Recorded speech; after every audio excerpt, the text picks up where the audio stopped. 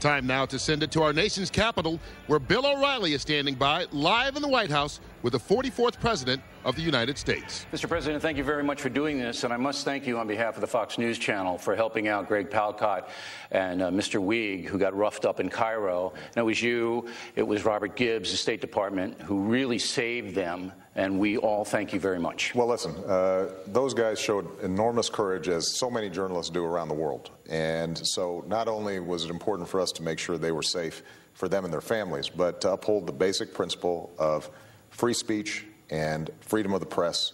That's a universal value we care about, and I know Fox cares about. So I'm just glad these guys are those guys could have died, and I just want everybody to know that you know, the State Department really saved them.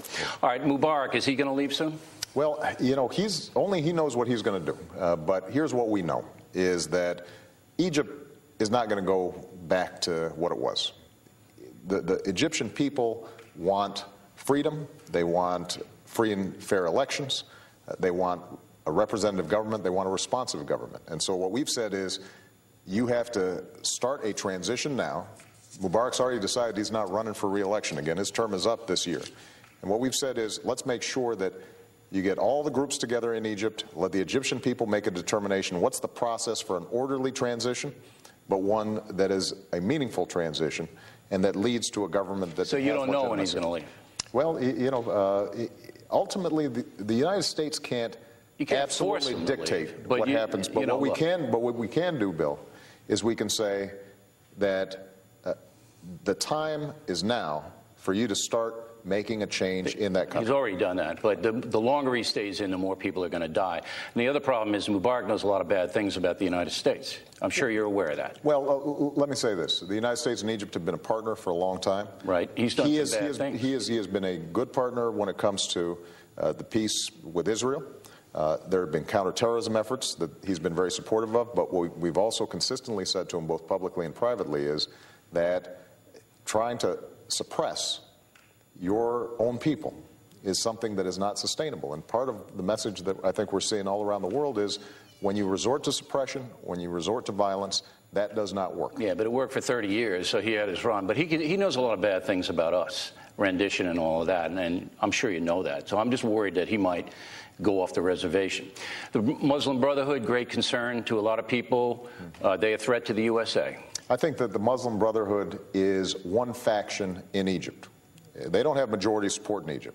But they are well organized, and there are strains of their ideology that are anti-U.S. There's no doubt about it. But here's the thing that we have to understand. There are a whole bunch of secular folks in Egypt. There are a whole bunch of educators and civil society in Egypt that wants to come to the fore as well. And so it's important for us not to say that our only two options are either the Muslim Brotherhood or a suppressed but you don't want the Muslim Egyptian people.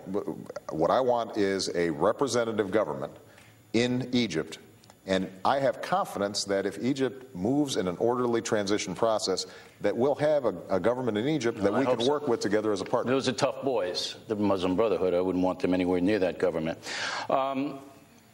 Federal judge in Florida said new health care law is unconstitutional. Supreme Court may follow in that. It's going to be very close. Are you prepared for that law to go down? Well, I think the judge in Florida was wrong. Keep in mind that we've had 12 judges that said that just threw this case out, the notion that the health care law was unconstitutional.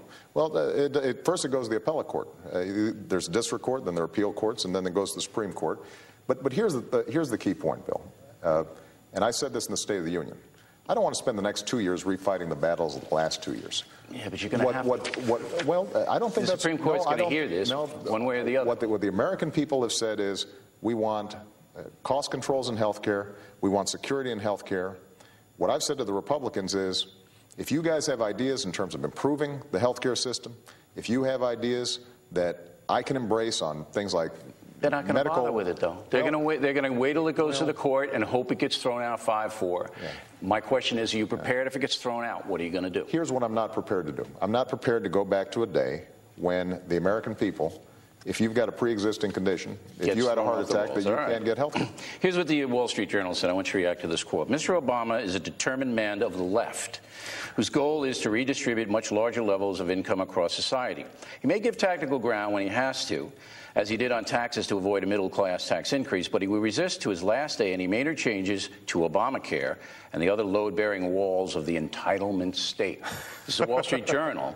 You know, painting you as a pretty left-wing guy, you're going to draw the line. The Wall Street Journal will probably paint you as a left-wing guy. No. I mean, if you're talking about the Wall Street Journal editorial page, that's what this is. You know, that's like quoting the New York Times editorial. Do you deny their assessment? Do you deny that you're a man who wants to redistribute wealth? Absolutely. You deny that? Absolutely. Bill, I didn't raise taxes once. I lowered taxes over the last 2 years. But I lowered taxes for the last 2 years. But the entitlements that you champion do redistribute wealth in the sense that they provide insurance coverage for 40 million people who don't have it. What is absolutely true is I think in this country, there's no reason why if you get sick, you should go bankrupt. Now, the notion that that's a radical principle, I don't think the majority of people would agree with you on. Then why do the majority of people in the polls not support Obamacare? Actually, I think it's pretty evenly. It's close. It's evenly divided, Bill. And here's what I think a lot of people saw. Over the last 2 years, at a time when people were concerned about the economy and concerned about jobs, what they saw was a lot of arguing in Congress, which is what they always see, is a lot of arguing in Congress. And they don't like the process, and they felt that our focus wasn't on what they're focused on, which is how are we going to win the future? How are we going to make sure that jobs are right here in the United States of America? How are we building a competitive society at a time when we're losing jobs? Yeah, some people see it that way, but other people see it's a huge government intrusion, and you guys just want to take over, basically, decision-making for Americans. It's an ideological argument. Let me move ahead. But Bill, I just want to be clear about this, because if you look at what we've done, what we said was, if you've got health care that you like, you keep it. I know all that, Mr. President. I listen to it every day. I know, and I listen to you. And what I hear you saying, Bill, for example, is the notion that us saying to people that don't have health insurance, don't make me pay for your health insurance. Don't make me pay for it when you go to the emergency room. If you get sick, you have a responsibility to make sure that you've got coverage. There's nothing socialist about that. That's saying to Americans, we're going to, each of us, be responsible for our own health care. And that's something that I think the majority of Americans Okay, but you understand that a lot of Americans feel that you're a big government liberal who wants to intrude on their personal freedom. Now, they also say that you've been moving... No, that's what... Yeah, come on, you know that. I think that a lot of folks who watch you, Bill, believe that. They think way worse than me. And I give you credit. You got a pretty big viewership, so you've been persuasive. But the pundits now say you're moving to the center to raise your approval. Is that true? You're moving to the center? No. Because we were set up over there, and then they moved you a little to the center. Here's what I think is true. Over the first 2 years of my presidency, we had a complete disaster, right? We had a complete crisis. The financial markets were breaking down. We were slipping into a Great Depression. And we had to take a bunch of extraordinary steps in order to make sure that the economy was growing again, which it is now growing, making sure that the private sector was creating jobs again. It's now doing that. And now our focus is not on refighting the battles of the last 2 years. So you're not moving to the center? I didn't move to where people thought I was. You haven't moved anywhere. You're the same guy. Well, I'm the same guy, and my practical focus, my common sense focus right now is how do we out-innovate, out-educate, out-build, out-compete the rest of the world? How do we create jobs here in the United States of America? How do we make sure that businesses are thriving? But how do we also make sure that ordinary Americans can live out the American dream? Because right now they don't feel like they are. I hope you can do it. Because Americans need to be secure in their lives. Exactly. Okay.